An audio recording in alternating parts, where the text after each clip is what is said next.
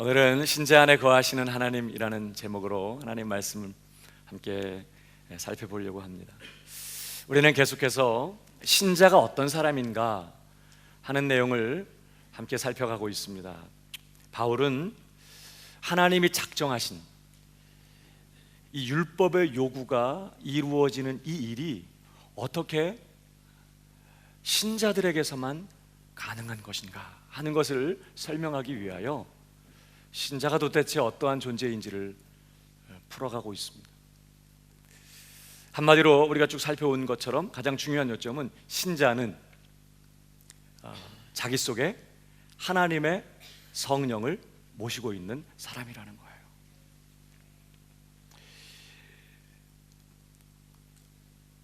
신자를 신자 되게 하는 가장 중요한 요소는 하나님의 성령입니다. 그가 어떤 형편 가운데 있든지 그 사람 속에 하나님의 성령이 거하시면 그는 신자예요. 하나님의 성령을 모신 사람. 그래서 신자는요, 육신에 속한 자가 아니라 영에 속한 자입니다. 그는 영에 있습니다. 다시 말하면 성령 안에 있고 성령의 지배 아래 있다는 거예요. 그래서 신자는 육신을 쫓아 행하는 자라고 표현해요. 성령의 지배를 따라 산다는 말이죠. 신자입니다. 뿐만 아니라 그래서 신자는요, 뭘 생각해요? 영의 일을 생각합니다. 영적인 일들을, 하나님에 관한 일들, 성령의 일을 생각하는 거예요. 뿐만 아니라 그래서 신자는 성령을 모시고 있기 때문에 내 안에 예수 그리스도의 생명과 예수 그리스도의 그 평안을 소유한 사람입니다. 중요한 요점은요, 이러한 일들이 모든 신자들에게 예외 없이 해당된다는 거예요. 영적인 그리스도인, 육신적인 그리스도인, 이렇게 성숙의 어떤 차이 때문에 그렇게 표현하는 부분이 있는 건 사실이지만, 그러나 지금 바울이 말하려고 하는 것은요, 이 육신에 있는 자, 영에 있는 자,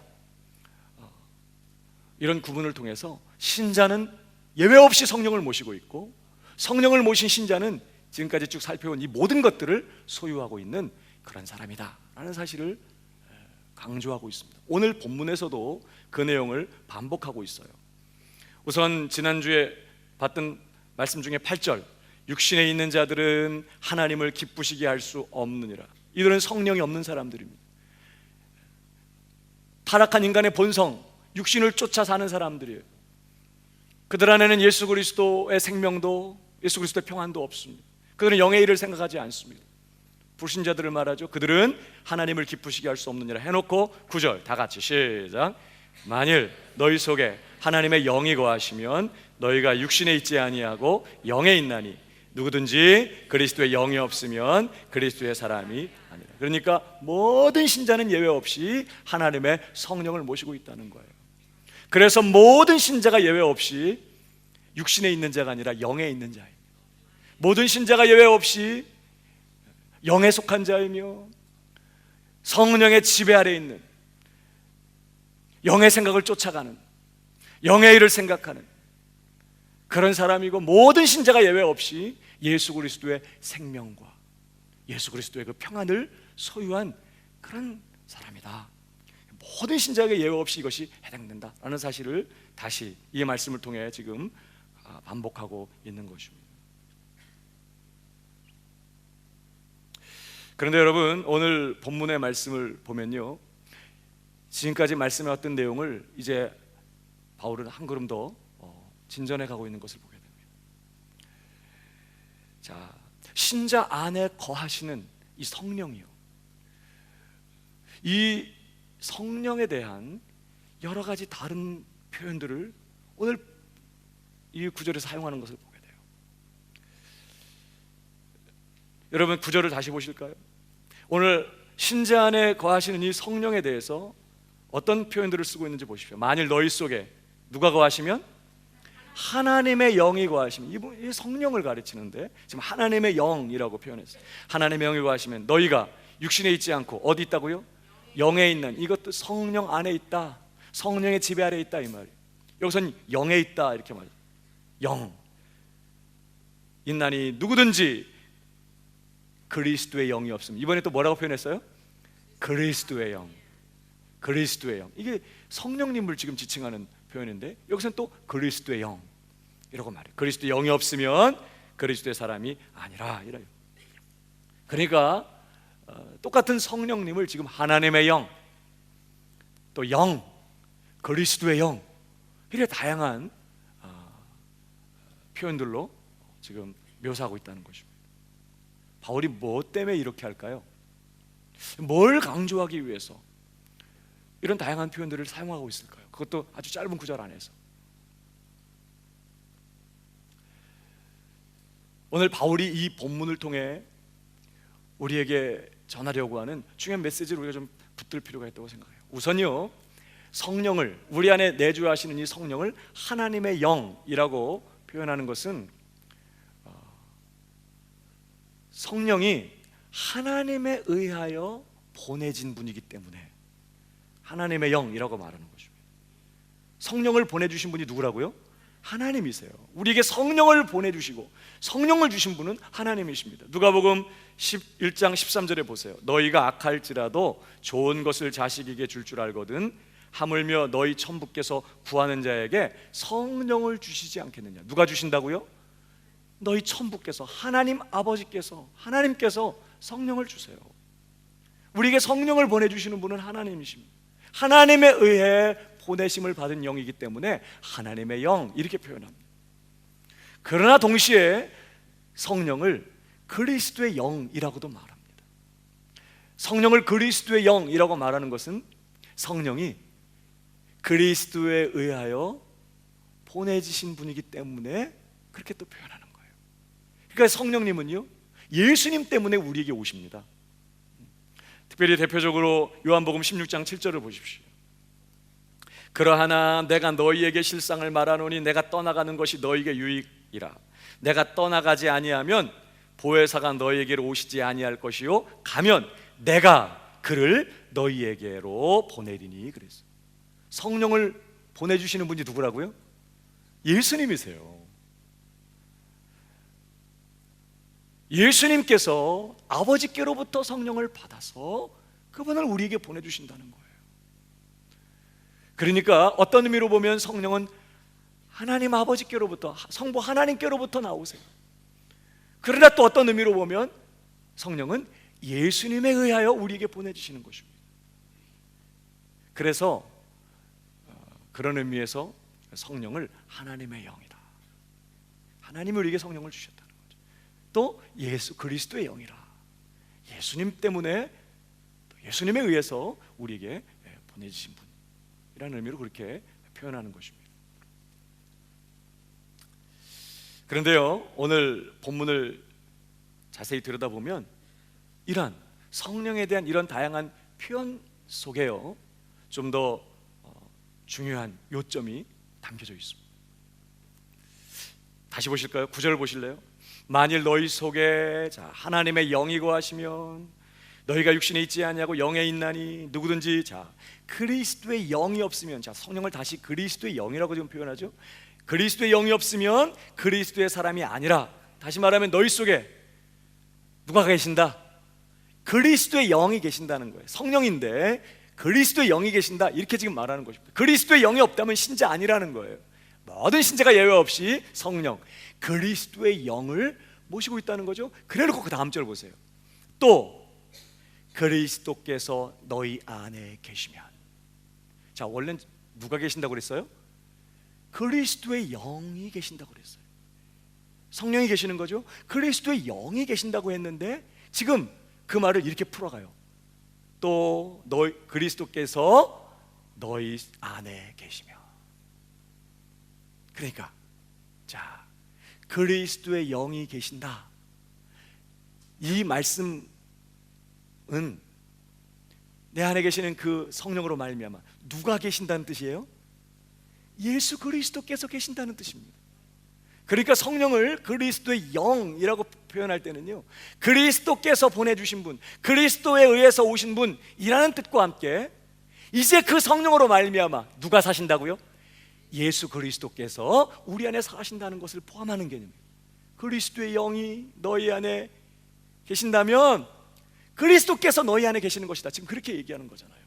그러면 똑같은 원리로, 자 9절 상마절을 다시 보세요. 만일 너희 속에 누가 거하신다고요? 하나님의 영이 거하신다고 그랬어요. 그러면 성령은 하나님의 영이라고 표현한다면 하나님에 의해서 보내졌다는 표현과 함께 그 성령으로 말미암아 너희 속에 누가 살고 계신다? 그렇죠. 성부 하나님이 너희 속에 살고 계신다는 것을 지금 포함하는 거예요. 그래서 하나님의 영이라고 말하는 거예요. 하나님께서 보내주셨기 때문에 하나님의 영이고, 그 성령으로 말미암아 이제 우리 속에 하나님이 사신다는 거예요. 그래서 하나님의 영이고, 그래서 예수 그리스도의 영, 그리스도의 영, 이렇게 성령을 표현하고 있다는 것을 지금 우리가 이 본문에서 확인하고 있는 것입니다. 그러니까 신자는 어떤 사람이에요? 내 안에 하나님의 성령을 모신 사람입니다. 그래서 누구를 모시고 있어요? 예수 그리스도를 모시고 있습니다. 그냥 이론적으로만 예수님이 뭐 나와 함께한다 이런 게 아니라 정말 예수 성령이 내 안에 계시기 때문에, 그리스도의 영이 거하시기 때문에 내 속에 예수 그리스도가 와 계시는 것입니다. 동시에 그 성령은 또 하나님의 영이기 때문에 내 안에 누가 와 계신다고요? 하나님이 와 계세요. 성부 하나님이. 그러니까 신자는요, 자기 속에 성령을 모시고 있고, 그래서 예수 그리스도와 성부 하나님을 모시고 있는 사람이라는 것입니다. 놀랍지 않습니까? 어떻게 그 무한하시고 그 광대하시고 그 영원하신 그 하나님이 이렇게 누추한 우리 육신 안에 와 계실까요? 그것이 예수 그리스도의 구속과 특별히 성령의 내주하심으로 가능하게 되었다는 거예요. 성령을 모신 신자는 그래서 내 안에 성령만이 아니라 성부 하나님, 성자 예수 그리스도, 성삼위 하나님을 모시고 있는 사람, 이게 신자예요. 여러분, 그래서 요한복음 17장 23절에 보면요, 자, 요한복음 17장은 예수님께서 대제사장으로서 예수님의 먼저는 자기 자신을 위해서 십자가를 지실 자기 자신을 위해서, 또 예수님의 그 12 제자 사도들을 위해서, 그 다음에 그들을 통해 복음을 들어 구원받게 될 모든 하나님 나라의 백성들, 구원받을 신자들을 위해서 중보하며 기도하신 내용이에요. 근데 거기 보면요, 이런 내용이 나와요. 자, 구원받은 신자들을 위해 기도하시면서 23절에 곧 내가 저희 안에, 이제 장차 그들이 복음으로 구원을 받게 되고 그들이 하나님 나라 백성이 되게 됐을 때, 내가 저희 안에, 아버지께서 내 안에 계셔 저희로 온전함을 이루어 하나가 되려 함은, 아버지께서 나를 보내신 것과 또 나를 사랑하심 같이 저희도 사랑하신 것을 세상으로 알게 하려 함이로소이다. 이런 기도가 나와요. 거기 보면 내가 저희 안에, 그러니까 신자들 안에 누가 계신다고요? 예수님이 계신다는 거예요. 더 중요한 것은 아버지 하나님은요, 예수님 안에 있어. 자, 그럼 신자 안에 예수님이 와 계시고 그 예수님 안에 누가 와 계신다고요? 하나님이 계세요. 그러면 신자는 다 모시고 계신 것이고 예수 그리스도를 모시고 있고, 그러니까 하나님은 그냥 계시지 않아요. 예수 그리스도 안에 계세요. 물론 또 다른 곳에 보면 예수님이 아버지 안에 계십니다. 그러니까 이렇게 연합되어 계시는데, 바로 그 예수님, 하나님이 거하시는, 하나님을 모시고 있는 바로 그 예수님이 우리 안에 와 계시니까 우리는 예수 그리스도뿐만 아니라 하나님 아버지도 모시고 있는 그런 사람이 되었다는 거예요. 이게 신자예요. 우리는 하나님을 만나기 위해서 어디 딴 데 갈 필요가 없어요. 물론 좀 기도하는 일에 집중하기 위해서, 방해받지 않고 기도하는 일에 전념하기 위해서 한적한 곳에 가거나 혹은 뭐 기도원에 갈 수는 있겠지만, 거기에 하나님이 계시기 때문에 가는 건 아니라는 거예요. 하나님 어디 계신다고요? 내 안에 이미 계세요. 내가 그 하나님을 모시고 있는 성전이에요.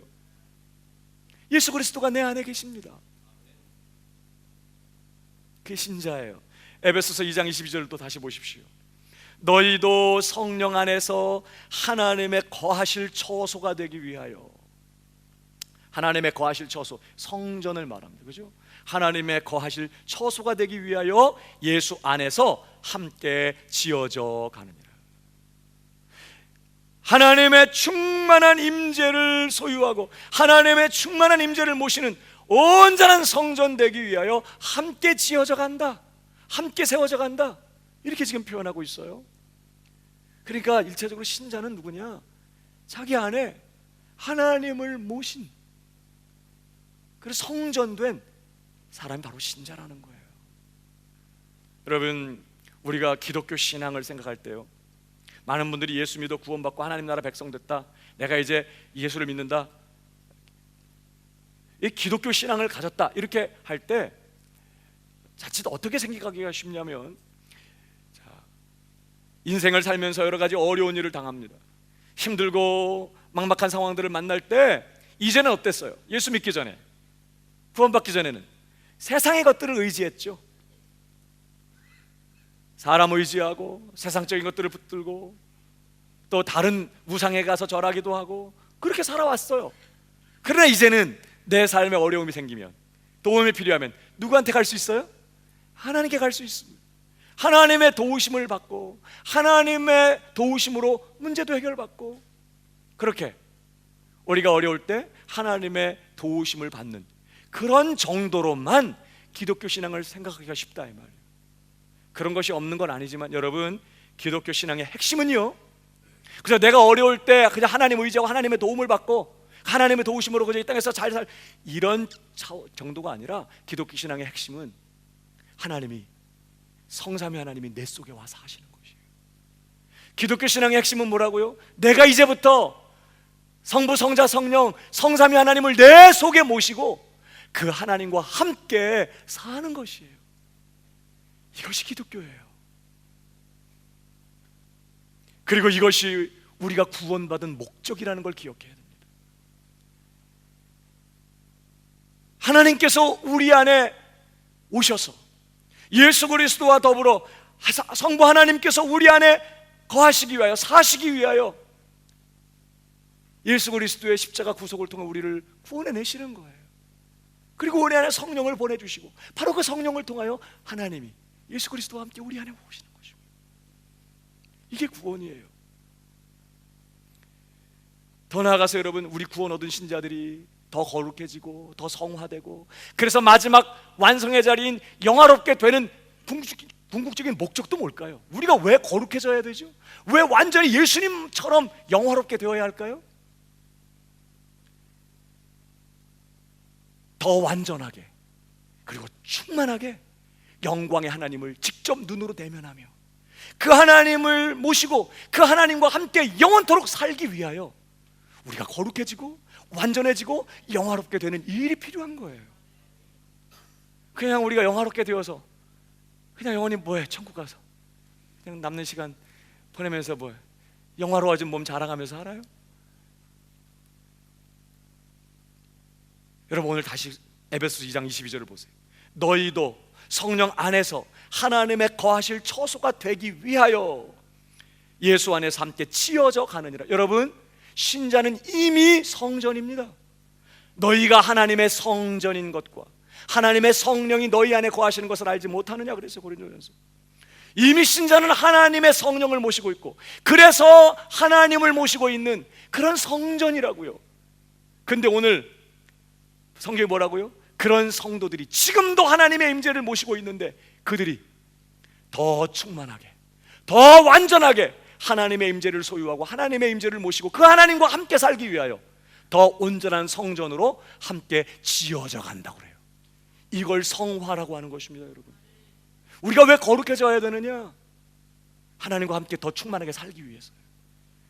이 부정한, 이 죄된 몸을 가지고는 하나님의 영광 앞에 설 수가 없어.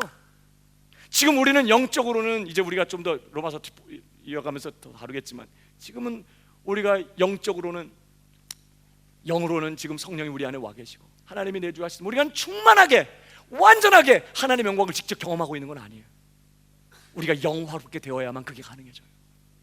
지금 보면 우리는 타버려, 죽어버려, 안 돼, 감당을 못해 하나님의 영광을.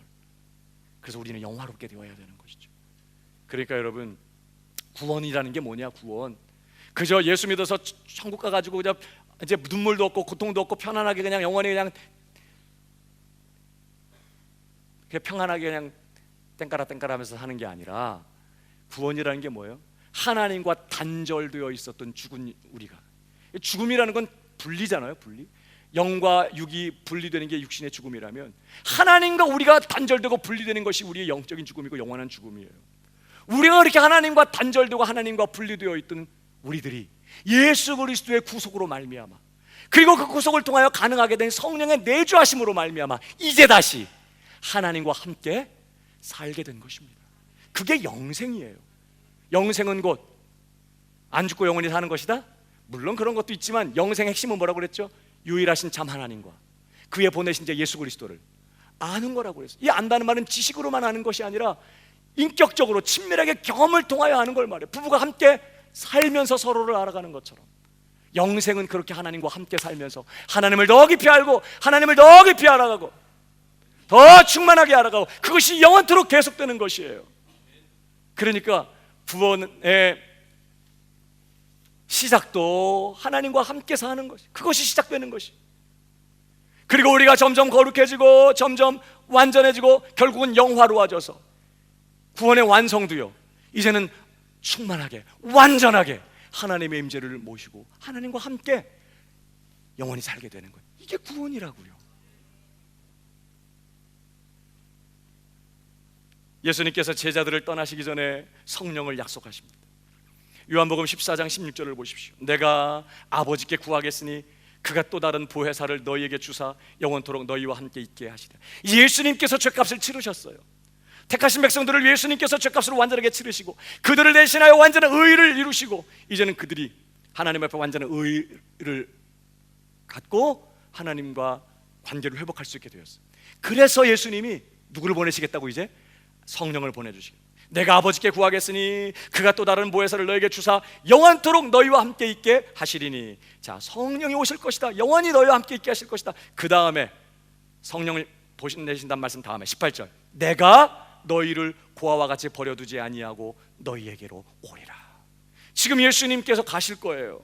제자들은 근심에 사로잡혔습니다. 그러나 예수님께서는요, 내가 가서 아버지께 구해서 성령을 너희에게 보내줄 거다. 그가 영원토록 너희와 함께 계실 거다 라고 말하면서 내가 다시 너에게로 오게 될 것이다. 그러니까 성령이 오심으로 말미암아 이제 어떤 일이 가능해졌어요? 예수님이 내 옆에 계시는 게 아니라 내 속에 들어와 계실 수 있게 된 거예요. 이제는 24시간 모든 숨쉬는 순간을 주님을 모시고 사는 일이 가능해지는 것입니다. 성령이 오심으로. 지금 예수님이 그거 하겠다고 아버지께로 간다는 거예요.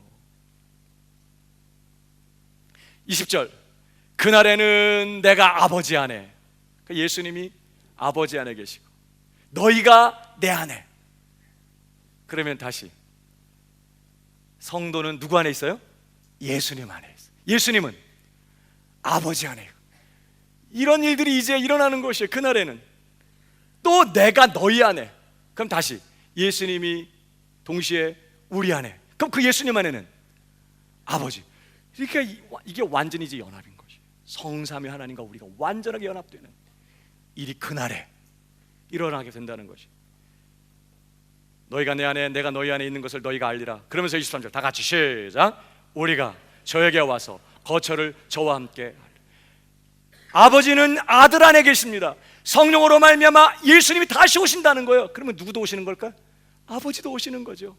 그래서 우리가, 여기 우리가 이 말은 예수님과 함께 성령님과 함께 누구예요? 아버지를 다 보는 성삼위 하나님. 우리가 거처를, 우리가 저에게 와서 거처를 저와 함께 하리라. 이사 온다는 거예요. 성령이 오실 때 하나님이 짐 싸갖고 오세요. 어디로?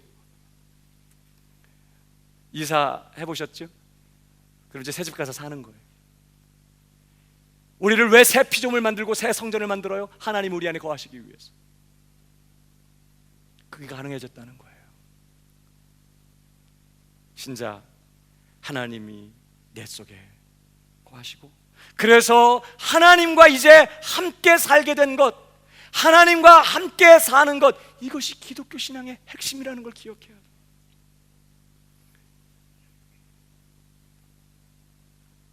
그런데 많은 분들이요, 기독교 신앙의 핵심을, 기독교 신앙을 하나님과 함께 사는 것이라고 생각하지 않고 자꾸 하나님을 위해서 뭔가를 하는 것이라고 자꾸 생각하려고 해요.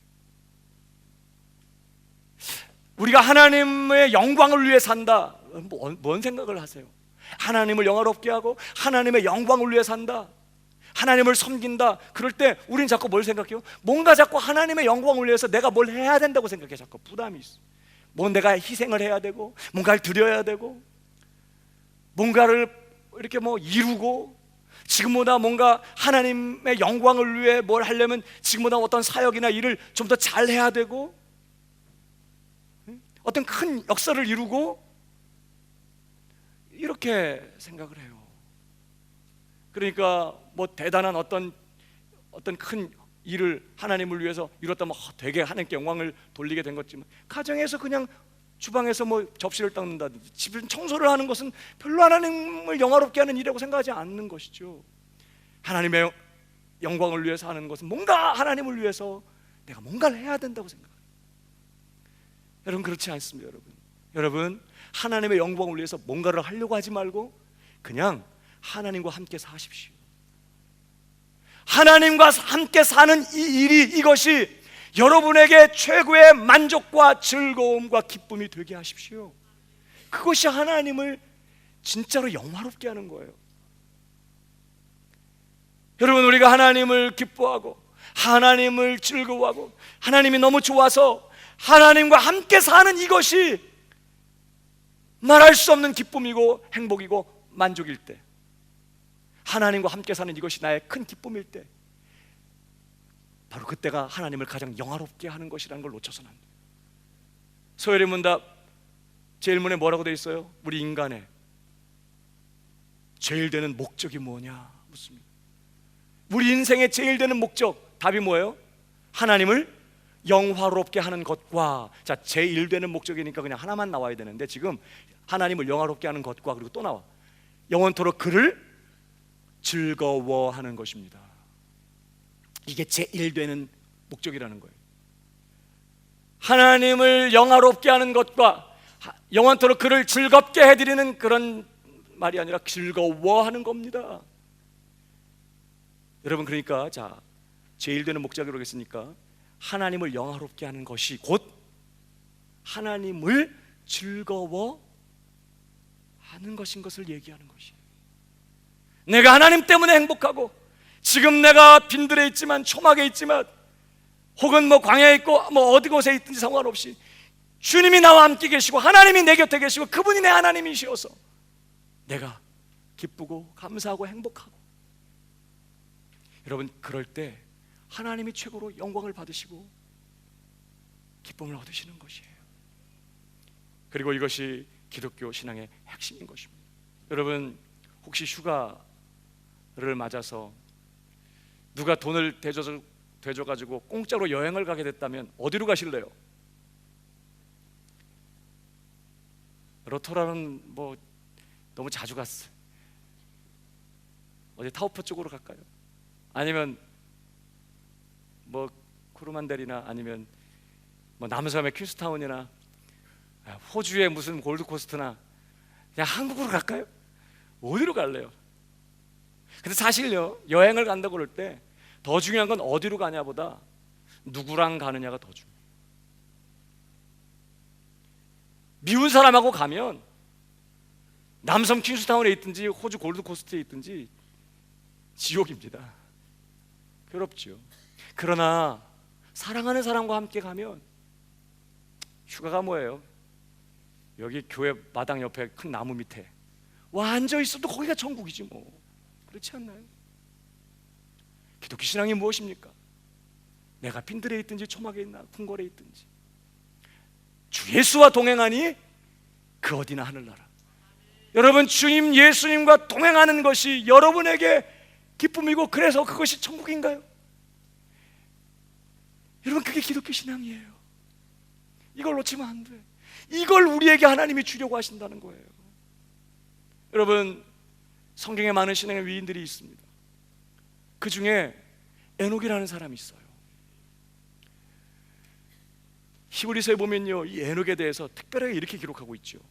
5절, 11장 5절. 믿음으로 에녹은 죽음을 보지 않고 옮기웠으니 하나님이 저를 옮기심으로 다시 보이지 아니하니라. 저는 옮기우기 전에 하나님을 기쁘시게 하는 자라 하는 증거를 받았느니라. 여러분, 성경의 인물들이 다 하나님을 기쁘시게 하는 삶을 살지 않았겠습니까? 그런데 이 에녹에 대해서 특별히 그는 하나님을 기쁘시게 하는 자였다는 거예요. 그래서 하나님이 그것에 대해서 증거를 줬대. 에녹은 특별히 나를 기쁘시게 했다, 이 증거를 줬다는 거예요. 그러니까 이렇게 기록한 걸 보면 에녹이 특별하게 하나님을 기쁘시게 한 삶을 살았던 사람인 걸 보게 됩니다. 하나님이 에녹 때문에 무지하게 행복하셨어요. 여러분, 에녹이 어떤 삶을 살았을까요? 불행하게도 성경을 보면요, 에녹에 대한 기록이 별로 없습니다. 왜냐하면 특별한 일이 없기 때문이에요. 그가 무슨 큰 배를 지었다든지 큰 전쟁에서 승리를 거뒀다든지 민족을 건져냈다든지 그런 거 없어요. 하나님을 위해서 무슨 큰 업적을 이뤘다, 이런 것도 없어요. 그에 대해서 기록이 잠깐 나오는데 창세기를 보십시오. 특별한 게 없습니다. 창세기 5장 21절, 에녹은 65세에 무두셀라를 낳았고. 이게 에녹만 그런 게 아니라 그 앞에 쭉 보면 아무개는 몇 살에 누구를 낳았고 몇 살 동안 살면서 자녀를 낳다가 몇 살을 향수하고 죽었다, 계속 이렇게 나오거든요. 거기에 에녹은 65세에 무두셀라를 낳았고, 무두셀라를 낳은 후에 300년을, 그 다음에 특별한 기록이 하나 나오는데 하나님과 동행하며 자녀를 낳았어요. 다른 사람들과는 다르게 에녹의만큼은 요게 포함되어 있어요. 그가 누구를 낳은 후 몇 년을 살면서 자녀를 낳았다, 다 이렇게 돼 있는데 에녹은 그 자녀를 낳는 그 일 앞에 하나님과 동행했다는 단어가 들어가 있어요. 이 에녹의 삶의 중요한 특징이었어요. 그 다음, 그가 365세를 향수하였더라. 그럼 또 나와요. 에녹이 하나님과 동행하더니. 그러니까 자, 하나님이 그를 데려가심으로 세상에 있지 아니하였더라. 에녹이 하나님과 동행했다고 기록합니다. 계속해서 자신과 함께 하시는 그 하나님을 찾고 그 하나님의 얼굴을 구하고 그 하나님의 임재를 요청하고 그 하나님의 손을 붙들고 그 하나님과 함께 자신의 인생길을 걸어갔다는 것입니다. 에녹이 하나님과 동행하더니. 여러분, 하나님이 에녹을 기뻐하시고 에녹이 하나님을 기쁘시게 한 삶의 비결은 딴 게 아니었어요. 그는 자식을 낳는 한 가정의 가장으로서 가족들을 돌보고 자식을 낳고 키우는 평범한 사람이었지만 그는 자녀를 낳는 그 일 앞에 하나님을 모시고 그 하나님과 함께 먹고 마시면서 하나님과 함께 동거하고 동행하는 그런 삶을 자신의 삶 가운데 살았다는 것이죠. 그게 하나님을 기쁘시게 하는 삶이었다는 거예요. 전해오는 이야기에 의하면 하루는 에녹이 하나님과 교제하면서 이렇게 저렇게 얘기를 주고받다가 너무 멀리 간 거예요. 다시 집으로 돌아오려니까 시간은 다 저녁이 되고 집으로 돌아오니까 너무 멀리 갔어. 그래서 하나님이 에녹한테 그랬대. 오늘은 그냥 우리 집으로 가자. 그래가지고 하나님이 그를 데려가셨다는. 동행하다가 그 하나님이 에녹이 하나님을 기쁘시게 하는 자라는 그 증거로 그는 죽음을 보지 않고 승천을, 하나님이 그냥 그를 데려가셨어요. 그러니까 이미 에녹은요, 이 땅에 살다가 죽어서 천국 가고 이게 아니라 이미 이 땅에서 천국을 산 사람이죠. 여러분, 신자는 죽어서 천국 가는 자가 아니에요. 그건 이 땅에서 천국을 사는 사람이에요. 주 예수와 동행하니 그 어디나 하늘나라. 나를 누구보다도 사랑하시는 그분, 내가 누구보다도 사랑하는 그분, 뭘 먹든지 뭘 하든지 무슨 일을 만나든지 그분이 나와 함께 계셔서 나 마음 든든하고, 그분이 내 하나님, 내 구원의 하나님이어서 나 행복하고, 밭에 식물 없고 외양간에 송아지 없고 되는 일이 없어도 하나님 내 구원의 하나님이어서 나 기쁘고 만족합니다. 이것이 하나님을 기쁘시게 하는 것이고요, 그렇게 하나님과 함께 오늘 여기에서 천국을 사는 것, 이것이 기독교 신앙이라는 걸 우리가 놓쳐서는 안 되는 것이죠. 여러분은 여러분의 신앙을 무엇으로 점검하고 확인하십니까? 내가 좀 믿음이 좀 성장했다, 내가 좀 믿음이 좋다, 내가 신앙생활을 잘하고 있구나. 여러분, 뭘로 여러분의 신앙을 점검하고 확인하시죠? 능력이요? 어떤 은사들? 아니면 어떤 그런 직분인가요? 아니면 내가 하나님을 위한 어떤 그런 남다른 어떤 헌신과 어떤 열심, 이런 것들로 우리의 신앙을 확인하고 계십니까? 그런 것으로 우리의 신앙을 확인할 수 없어요.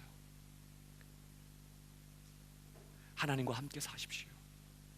그리고 그것으로 여러분의 신앙을 점검해 봐야 돼요. 난 오늘 하나님과 함께 직장을 가나? 하나님과 함께 동거하고 교제하면서 오늘 가정에서 가사일을 돕고, 나는 주님 하나님과 함께 학교를 가고 24시간 내 안에 계시는 그 주님을 의식하며 그분과 함께 먹고 마시며 그분과 함께 살고 있나? 그것이 없다면 무슨 열심히 있는 종교 생활이나 무슨 큰 어떤 주님을 위한 희생도 사실 주님과 아무런 상관이 없는 것이죠. 요한계시록을 보면 2장 3장에 소아시아 7교회에 보낸 주님의 편지가 있어요. 사실 이 7교회는 이후에 모든 시대의 주님의 교회들을 대표하는 그런 교회들이라고 했어요. 사실 우리 시대의 모든 교회들이 이 7교회 중에 하나의 형편에 다 이렇게 연결이 됩니다. 그 7교회 중에 맨 마지막에 라오디게아 교회가 나오잖아요. 여러분, 이 라오디게아 교회 어떤 교회였죠? 거기 보시면요, 계시록 3장 15절을 보시겠습니다. 내가 네 행위를 아노니 네가 차지도 아니하고 더없지도 아니하도다. 네가 차든지 더없든지 하기를 원하노라. 네가 이같이 미지근하여 더없지도 아니하고 차지도 아니하니 내 입에서 너를 토하여 내치리라. 라오디게아 교회는요, 전해 오는 이야기에 의하면 굉장히 세상적으로 부유한 교회였다고 그래요. 건물도 있었고 아주 유능한 사역자들이 목회를 했고 다른 많은 지역보다 핍박도 훨씬 적었고 평안한 그런 교회였다는 거예요. 그런데 이 교회가 주님의 준엄한 책망을 받습니다. 네가 차든지 더없든지 하기를 원하노라. 뜨겁든지 아니면 차라리 차든지 너 미지근해서 내가 너 토하고 싶다는 거예요. 난 너 때문에 너무 괴롭다는 거예요, 지금 주님이. 여러분, 미지근한 신앙 때문에 책망받은 이 라오디게 교회를 보면서 우리는 그래, 신앙은 뜨거워야 돼, 이런 교훈을 받습니다. 여러분, 뜨거운 신앙 되길 축복합니다. 여러분이 딱 모이면 화해 알람이 울려야 돼. 너무 뜨거워서 불이 막 타니까. 근데 여러분, 도대체 주님이 여기서 말씀하는 이 뜨거운 신앙은 뭘 말할까요? 그러면 우리가 정말 뜨거워야 된다고 주님 말씀하거든요. 차라리 믿으려면 뜨겁든지 차든지는 안 믿든지, 그 말이거든요. 그러니까 우리가 정상적인 신앙은 정말 뜨거워야 된다는 거거든요. 도대체 뜨거운 게 뭘까요? 우리는 뜨거운 것에 대해서 좀 오해를 하기가 쉬워요. 그 다음 절 보실까요? 네가 말하기를 나는 부자라 부유하여 부족한 것이 없다 하나 네 곤고한 것과 가련한 것과 가난한 것과 눈먼 것과 벌거벗은 것을 알지 못하도다. 내가 너를 권하노니 내게서 불로 연단한 금을 사서 부유하게 하고 흰옷을 사서 입어 벌거벗은 수치를 보이지 않게 하고 안약을 사서 눈에 발라 보게 하라. 무릇 내가 사랑하는 자를 책망하여 징계하노니. 그러니까 라오디게 교회를 주님이 사랑해요, 안 사랑해요? 사랑합니다. 사랑하는 자를 책망하여 징계하노니 그러므로 네가 열심을 내라, 회개하라 그랬습니다. 이 말씀 때문에 뜨거운 신앙은 그냥 열심히 내는 거라고 생각해요. 열심히 모이고 열심히 예배하고 열심히 기도하고, 물론 뜨거운 신앙이 열심 있는 신앙은 맞습니다. 근데 지금 사실 여기 열심을 내라는 것은 그 뒤에 회개하라는 말씀이에요. 그러니까 회개를 하는데 열심히 회개하라는 거예요. 회개가 뭐예요? 가던 길을 돌아서서 다시 다른 길을 가는 것이 회개하래요. 그럼 어디로부터 돌아서고 어디로 가라는 걸까요? 그 다음 절. 그러니까 열심을 내라는 게 여기에요. 이걸 열심하라는 건데 20절 다 같이 시작. 볼지어다 내가 문 밖에 서서 두드리노니 누구든지 내 음성을 듣고 문을 열면 내가 그에게로 들어가 그로 더불어 먹고 그는 나로 더불어 먹으리라. 지금 그들에게 주님이 뭘 요구하고 있죠? 문 열라는 거예요. 문을 열어라. 내가 너에게로 들어가겠다. 내가 너에게 들어가 너는 나와 더불어 먹고 나는 너와 더불어 먹기를 원한다. 지금 주님은 그들에게 딴 걸 요구하는 게 아니에요. 뭘 많이 내라, 뭘 많이 해라, 이거 아니에요. 함께 먹자는 거예요. 함께 먹고 마시며, 쉽게 말해 함께 교제하고 사귀자는 거예요. 여러분, 지금 이 편지가요, 불신자들에게 하는 게 아닙니다. 불신자들에게 마음 열고 예수님 영접하라고 하는 얘기가 아니에요. 이들은 신자예요. 예수님을 주님으로 모신 사람들이에요. 그들은 교회라고요. 라오디게아 교회 사자에게 편지하노니. 오늘 22절에도 귀 있는 자는 성령이 교회들에게 하시는 말씀을 들을지어다. 그들은 교회, 이미 예수님이 그들 가운데 계신다고요. 근데 그들이 지금 어떻게 하고 있다고요? 주님과 자기들 사이에 담을 하나 딱 줘, 문을 굳게 닫아놓고 예수님과 함께 먹고 마시며 예수님과 함께 교제하는 일은 없었다는 거예요. 그들은 주님의 사랑을 받는 교회였고, 내가 사랑하는 자를 책망하여 징계한다고 그러잖아요.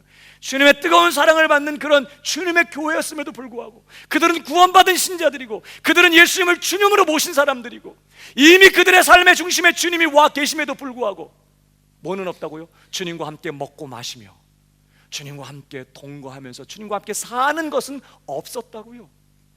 이게 라오디게아 교회였어요. 여러분, 그들에 대해서 예수님이 뭐라고 말씀하죠? 나는 부자라 부유하여 부족한 것이 없다 그랬습니다. 그들이 막 자신들의 그런 세상적인 부유함 때문에 굉장히 만족하고 있는 거예요. 여러분, 부자 되는 게요, 물론 우리가 태어나서 예를 들면 뭐 물려받은 재산이 너무 많아가지고 부자 되는 경우도 있겠지만, 여러분, 부자 되려면 보통 부지런해 갖고 안 됩니다. 보통 이 바쁘게 살지 않으면, 나는 부자라 부여야 부정밖에 없다, 이렇게 막 만족하고 있는 걸 보면 그들이 이렇게 부유하게 되기 위하여 얼마나 애쓰고 노력했는지, 그리고 그 성과에 대해서 그들이 얼마나 만족하고 있는지를 좀 얘기하는 거거든요. 그러니까 그들이 세상적으로 부유하기 위해서 얼마나 바쁘게 달려갔는지를 보여줘. 그냥 열심히 아주 그냥 세상적으로 부유하기 위하여, 평안한 삶을 살기 위하여 분주하게 동분서주하며 살았던 사람들이. 그리고 지금 그들은 세상적인 것들로 인해서 행복해하고 있는 것입니다. 나는 부자라 부유하여 부족한 게 없다. 실상은 그들은 아주 영적으로 빈곤한 가운데 있음에도 불구하고 많은 재물 때문에 그들은 부족한 게 없다고 지금 말하죠. 그들은 그렇게 세상적으로 교제하고 세상적인 것들 안에서 만족하고 그것 때문에 행복해하고 또 그것을 얻기 위해서 그렇게 바쁘게 다녔지만 정작 뭔 없었다고요? 주님과의 교제는 없었다. 그들은 세상적인 것들을 얻기 위해서 주님을 찾습니다. 주님 좀 도와주세요. 이 사업을 좀 열어주세요. 하나님 좀 도와주셔서 좀 잘 되게 해주세요. 더 많은 것 누릴 수 있게 좀 인도해 주세요. 좀 더 큰 영향력을 가지고 세상에서 좀 성공적으로 살 수 있게 좀 도와주세요. 세상적인 것들을 구하기 위해서 그들은 하나님을 찾았어요. 그러나 뭔 없었다고요? 주님과의 교제는 없었다. 함께 먹고 함께 마시고 함께 주님과 오늘을 사는 이 삶은 없었다는 거예요. 그들이 주님께 요구한 건 뭐예요? 어쨌든 돈 잘 벌게 해주시고 우리 자식들 잘 되게 해주시고 어렵고 힘들 때 필요할 때 주님 도와주시고, 그런 것은 했지만 주님과의 교제는 없었던 라오디게아 교회였어요. 오늘 주님이 그 교회를 향해서 지금 뭐라고 책망해요? 다시 너희들이 부유한 거 이걸 책망하지 않습니다. 너희들 가난해져야지 왜 부자냐, 이거 아니에요. 너희들 왜 이렇게 세상적으로 열심히 살았냐, 이거 책망하지 않습니다. 뭘 책망하냐고요? 다시 19절, 물은 내가 사랑하는 자를 책망하여 징계하노니 그러므로 네가 열심을 내라, 회개하라. 돌이켜 열심 내라는 건 뭐해? 볼지어다 내가 문 밖에 서서 두드리노니 누구든지 내 음성을 듣고 문을 열면 내가 그에게로 들어가 그로 더불어 먹고 그는 나로 더불어 먹으리라. 다시 말하면 주님과 함께 먹고 마시고 주님과 함께 교제하며 주님과 함께 오늘을 모든 숨쉬는 순간 주님을 모시고 주님과 함께 사는 이 일에 열심 내는 자가 되라, 이런 뜻이에요. 그러니까 이건 그런 일에 열심 내려면 주님을 뜨겁게 사랑하는 것밖에 없는 거예요. 남편하고 사는 게 너무 행복해요? 왜 대답이 없어요? 아내랑 사는 게 너무 행복해? 24시간 남편이 맨날 아침에 직장을 출근하고 저녁 때 퇴근하고 이러더니 직장에서 실직을 해가지고 이제 출근도 안 하고 24시간 집에 있게 됐어. 너무너무 기뻐. 24시간 남편하고 있는 것 때문에 너무너무 행복해요? 여보 괜찮아, 난 정말 너무 행복해. 당신이 맨날 아침에 출근하고 저녁에 들어왔는데 지금은 나랑 함께 있어갖고 너무너무 행복해. 이런다면 남편에 대한 사랑이 불같은 것이죠. 그렇지 않겠어요? 주님과 더불어 먹고 마시는 이 일에 열심을 내라, 이 말은 자, 너 뜨겁기를 원한다, 너 미지근한 것 때문에 내가 좀 토하고 싶다, 이렇게 말씀하는데, 이 뜨거운 건 딴 게 아니에요. 뭐 열심히 막 종교 생활하고 뭐 열심히 뭘 하고 이런 게 아니라 뜨겁게 주님을 사랑하는 마음 가지고 주님과 함께 먹고 마시는 이 일에 열심히 내라. 지금 그렇게 도전하고 계신 것이죠. 사랑하는 여러분, 저는 저와 여러분이 주 예수와 동행하니 그 어디나 하늘나라, 주님과 함께 있어서 나는 여기 있어도 천국입니다, 이렇게 되기를 축복합니다. 천국은요, 어떤 환경이 만드는 게 아니에요. 천국은 어떤 조건 때문에 만들어지는 게 아니에요. 그거랑 상관없이 주님과 함께 있고 내가 그분을 너무나 사랑하고 있기 때문에 그분과 함께 있고, 그래서 행복하고 천국인 것이죠. 옆 사람에게 좀 축복해 주시기 바랍니다. 이 땅에서 천국을 살아갑시다. 이것을 누리십시오. 이게 신앙이에요. 기독교 신앙. 힘들고 안 되고 답답하고 어려운 상황에서도 여러분이 그곳에서 주님 함께 하시는 주님 때문에 천국을 경험하고 있다면 여러분 지금 잘 가고 있는 거예요. 근데 난 이거 없어서 너무 힘들고, 난 이런 일 때문에 너무 괴롭고, 나는 그 새끼가 말 안 들어서 너무 속상하고, 막 남편한테 이렇게 해가지고 난 너무 괴롭고, 막 사업 안 되고 돈이 없고, 그래 나 너무 죽을 것 같고, 나 너무 힘들고, 하나님 이거 해결 안 해주면 나 정말 죽어버리겠어요, 막 이러고 있다. 그럼 뭔가 좀 이상한 것이에요. 뜨거운 거 아니에요. 그거는 문제를 해결하기 위해서 열심히 주님을 찾고 있지만 사실 뜨거운 건 아닌 거예요. 우리의 심령이 주님을 향하여 뜨거워져야 될 줄로 믿습니다. 이 일에 열심히 내야 되는 것이죠. 여러분, 하나님의 목표는요, 딴 게 아닙니다. 우리 자신이에요.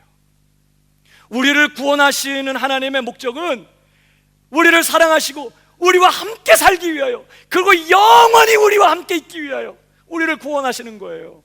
우리를 구원해가지고 뭐 군사훈련 시켜서 어디다 써먹으려고 하는 게 아니야. 우리가 영적 전쟁을 수행하지만 다 우리의 훈련을 위해서 하는 거지, 하나님이 우리의 도움이 필요하고 뭐 우리가 드리는 헌금이 필요하고 우리의 뭐 노력 봉사가 필요해서 하나님이 우리를 필요로 하는 게 아니라고요. 우리를 어디다 동원하거나 어디다 써먹으려고 하나님 우리를 구원하는 게 아니에요. 우리와 함께 있기 위해서, 함께 살기 위하여 하나님 우리를 구원하셔요. 예수 그리스도를 보내셔서 우리의 모든 죄값을 치르게 하시고 죄를 용서하시고 값없이 의의를 주시고 이제 성령을 보내주셔서 이제 우리를 성전 삼고 그분이 친히 오셔서 우리와 함께 사시는 거예요. 그리고 하나님의 목적은요, 이제 우리를 더 영화롭게 하고 더 거룩하게 만들고 더 온전한 성전으로 우리를 다듬어 내어서 우리를 완성시켜서 이제 우리가 하나님을 충만하게 완전하게 그 하나님을 모시고 지금부터 시작된 그 천국의 삶을 영원히 지속하면서 더 충만하게 하나님을 알고 하나님을 사랑하고 하나님과 함께 살게 되는 이 일을 하나님은 작정하셨고, 바로 그 일을, 그래서 그 일을 이루기 위해 우리를 마침내 거룩하고 영화롭게 완성해내고야 마실 것이라고 복음은 우리에게 강조하고 있어요. 이게 로마서 8장의 요지고요. 그래서 오늘 11절도 다시 보실까요? 이제 마지막입니다. 11절. 예수를 죽은 자 가운데서 살리신 이의 영이 너희 안에 거하시면 그리스도 예수를 죽은 자 가운데서 살리신 이가 너희 안에 거하시는 그의 영으로 말미암아 너희 죽을 몸도 살리시다. 이건 죽을 몸을 살린다, 이 말은 장세에서 우리의 몸의 부활, 영화롭게 우리의 몸까지 완전히 예수님처럼 영화롭게 되는 그것을 지금 말씀하시는데, 그리스도 예수를 죽은 자 가운데서 살리신 이가 너희 안에 거하시는 그의 영으로 말미암아 너희 죽을 몸도 살리시리라. 하나님이 그가 우리를 영화롭게 하려고 작정하신 그 일을 그의 능력으로, 그의 성령의 권능으로 이루어내고야 마실 것이다. 지금 그 얘기거든요. 여러분, 근데 다시 어떤 분이라고 하나님을? 그리스도 예수를 죽은 자 가운데서 살리신 이가 그랬어요. 그냥 하나님이 이렇게 안 하고. 여러분, 하나님이 왜 예수를 죽게 했어요? 자기 아들을 이 땅에 보내셔서 십자가에 못 박혀 피 흘리고 죽게 하신 하나님의 목적이 뭐예요?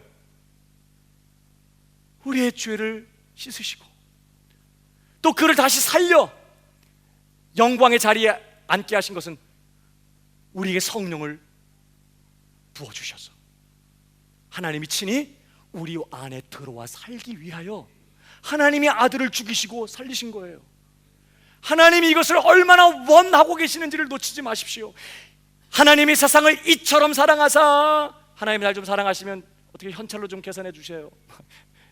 근데 성경, 하나님께서 이처럼 사랑하사 독생자를 주셨으니 이는 저를 믿는 자마다 멸망치 않고 뭐랄게? 영생을 얻게 하려 하십니다. 하나님 우리에게 영생 주시기를 원해. 그 영생이 뭐라고요? 하나님을 함께 사는 거라고. 하나님은 그것을 소원하셨고 그 일을 이루기 위하여 자기 아들을 죽이시고 살리셨어요.